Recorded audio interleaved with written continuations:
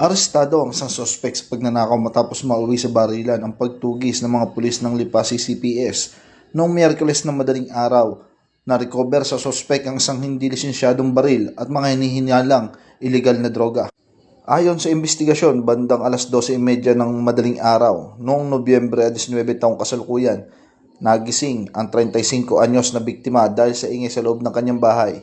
Nang tingnan niya, nakita niya ang suspek na gumagala sa loob. Dahilan upang humingi siya ng tulong. Tumakas ang suspect sa pamamagitan ng pagtalon mula sa bintana, ngunit naiwan nito ang isang Apple Watch na nagkakahalaga ng 15,000.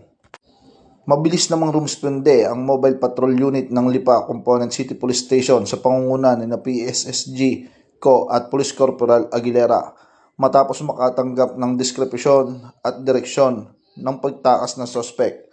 Nalocate ng mga pulis ang suspect sa kalapit na barangay Ludlod. Nang utusan siyang huminto, nagpaputok ng baril ang suspect na nagtulak sa mga pulis na gumanti ng putok. Tinamaan sa mga binti ang suspect, dinakip at dinala sa ospital ng Lipa para sa medical na atensyon.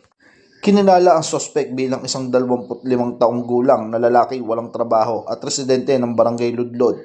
Kabilang sa mga nakumpiska mula sa kanya ang isang kalibre 38 revolver, 2 sachet ng hinihilalang pinatuyong dahon ng marijuana at isang Infinix Android phone na nagkakahalaga ng 9,000 na nakumpirma na pagmamay-ari ng biktima.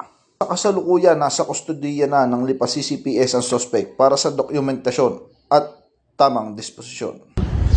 Mula dito sa Calabarzon, ako po ang inyong Police News Network correspondent, Patrolman Joshua Cruz, alagad ng batas, tagataguyod ng Balitang Pulis.